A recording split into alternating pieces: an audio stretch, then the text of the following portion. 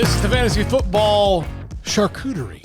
Little bits, little nice pieces of meats and cheeses for your preview. Get ready for your draft. We've already seen, I hope you have, and if you haven't, go back and look, our previews on running backs and quarterbacks. This is wide receivers and tight ends. He's Steve May. I'm Paul Catalina. Jacob Wilson producing. Grayson Grundhafer will join us in a lot of these videos during the year, including our live show on Wednesdays that's coming up here on the NFL channel and on the 365 Sports Cowboys channel. So, Steve, wide receivers, this is a group that has, over the last decade, really gotten interesting in trying to peg how you're drafting, especially in the advent of PPR leagues. Used to, there was no such thing, and then the league changed the way they ran their offenses, so you had to make wide receivers and tight ends more valuable, so you had to give them another way to get points. Otherwise, you were just going to get 3 points out of everybody every week, no matter how good they were, if they didn't score a touchdown. So, yeah, and there's arguments now to be made where you could legitimately take a wide receiver number one in your draft if it's a full PPR league. The young whippersnapper that won our league last year, our main league, we're having our 25th season this year, Sam Brock, he got Cooper Kupp, probably fourth or fifth round. And that was I forgot. I saw the percentage of winning ESPN teams from last year that had Kupp on their roster, and it was massive. Because every week you could count on well over 20 points for the most part, and so he got him late, and just he already had a pretty solid draft up to that point. So, but that's what you need, and so one of these receivers that we're talking about here that we may have in tier 4 or 5. May end up being the stud this year. It's hard to predict, but like you said, with the PPR becoming, people will talk about standard or non-standard leagues.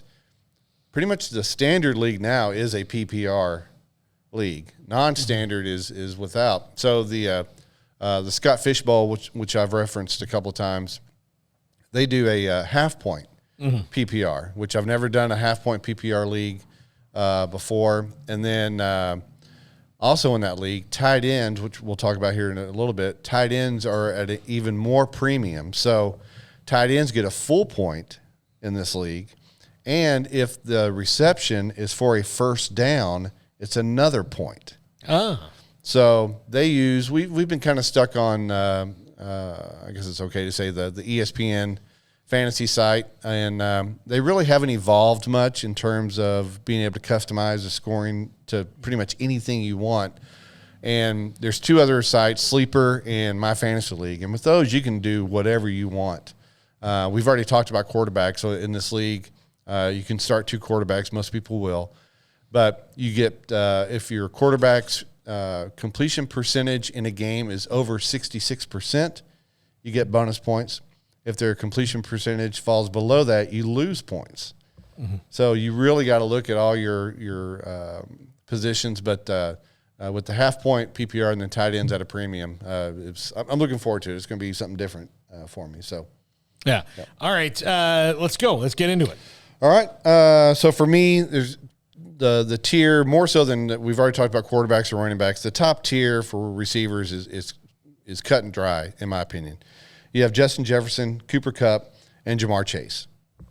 I think those are the three by a pretty good margin. The tier 2, you can interchange all these. You got Stephon Diggs, Devontae Adams, Deebo Samuel, CeeDee Lamb, Mike Evans, Tyreek Hill. Yeah. Tyreek Hill used to be in that top tier. We don't know how Tua and him are, if Tua's even really a good NFL quarterback yet. So Tyreek moves down a little bit. Tyreek says he is. Yeah. Oh, yeah. Yes. He's very trustworthy. Yes. So then tier 3, you get A.J. Brown, who I think is going to do great, unfortunately, as a Cowboys fan with the Eagles. T. Higgins. So Cincinnati has, their receiving core might be the best in the NFL. Michael Pittman, I think, is going to do great with Matt Ryan in Indianapolis. Keenan Allen, DJ Moore, Mike Williams. So both Chargers receivers are in this tier for me. And then Cortland Sutton. We talked earlier about Russell Wilson. So to me, I think Sutton's just going to be a great target for him. So those are my top tiers. Yeah.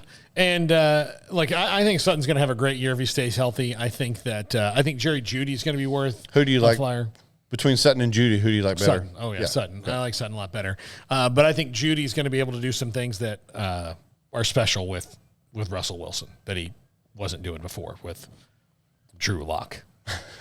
So things are about to change in Denver a lot. So you like Wilson better with Sutton and Judy better than Wilson with DK Metcalf and about the same to me. About the same. Who am I forgetting from Seattle? Tyler Lockett. Lockett, yeah. Yeah. About the same to me right now. I mean, maybe DK Metcalf's a little bit more, but I think it's going to be the same because I think Russ is just really good, and he's gonna elevate those guys, and I think Cortland Sutton is in his ascendancy, so I feel bad for DK Metcalf and Tyler Lockett. DK Metcalf for 2 years has been, I've drafted him and he's done great for me, of the, 13 games you play in the regular season, you can rely on 9 to 10 really good ones from him. And the ones that aren't good usually might even get a touchdown. So you at least get 7-8 points out of it, so that aren't like stat, monsters. Yep. Tyler Lockett, same thing. I think you're going to see that from these two guys. Maybe not DK Metcalf level, but he's special, and they'll find him a quarterback eventually. I hope. Yeah, yeah, and I'm sure their fans hope they do. Some receivers that I have down a little bit, but could definitely move up. We've talked about Judy, Darnell Mooney. I really like with Chicago. Just all depends on the quarterback play there and the new coach, and Elijah Moore with the Jets. I think he's a clear number one there. If Zach Wilson comes back and they are able to build up some chemistry. Michael Thomas, people have forgotten about him. By all accounts in training camp, he looks like the Michael Thomas of old. Now he has famous Jameis throwing to him. And Chris Olave. Yeah. Over on the other side, who I think is going to be a great NFL player. So, So Thomas for me is someone I'm hoping drops that people forget about, but he's moving up the ADP rankings, and you have the people in every league that just they print off a ranking sheet before they walk in, and there's Michael Thomas. Here's what I do like about Jameis and the Saints wide receivers. You have Michael Thomas. If he can be 85% of what he was, he's going to be a fine fantasy player to have on your team. You add in Chris Olave, who can be like a big field stretching threat, but they also have Jarvis Landry, and Jameis is someone who, if you give him a safety blanket, like that's what Jarvis Landry is going to be. Don't draft Jarvis Landry. No, yeah. Don't draft him. But he will make the other two guys better because he will be there for Jameis to bail out with, which he is now at the point in his career where he knows he doesn't have to score a touchdown on every throw. And so 30 touchdowns, 30 interceptions. Yeah. 5,000 yards passing again. So there was not an athlete who trusted himself more than Jameis Winston. Yeah. Yep. For better or for worse. But I think that'll be good for him to have that kind of a check down guy that is very reliable in that. And then the other guys will open up from that. And the Saints haven't had that for the last 2 years. No, yeah. So I think Allen Robinson in a new situation there with the Rams, I think he's going to do really good, especially with Cooper Kupp on the other side. I think that's going to open up some stuff for Robinson. The Pittsburgh receivers, you got George Pickens, who everybody's talking about right now. Yeah. I think as a rookie, he's going to be up there quite a bit. London for the Falcons, even though their quarterback situation is definitely kind of iffy. The receiver I'm hoping drops, and as more people talk about him and he moves up the rankings, I'm worried I'm probably not going to get him, is Amon-Ra St. Brown for Detroit. I liked him already if you're watching Hard Knocks. Yeah. The dude is ripped, and he's having a great camp. I think Jared Goff is a above average quarterback. They have a new coach there this year, right? Second year for Campbell. Yeah, that's right. Yeah, with Campbell. From Clifton, Texas. That's right. Only thing bad about him, he's a former Aggie. Well, I don't agree with that. So St. Brown, I think I would love to get him late, like 6th, 7th, 8th round, but I think he'll probably be gone, depending on how your draft goes. You could always draft his brother, who's with the Bears. That's true. Yep. The Packer the Packer wide receiver situation, Lazard, I guess, is the number one there. But, they have a rookie. Aaron Rodgers just called them all out the other day and told them they were dropping too many passes, which I love. I love that the Packers are dysfunctional. I love about Aaron Rodgers, he's dating a witch.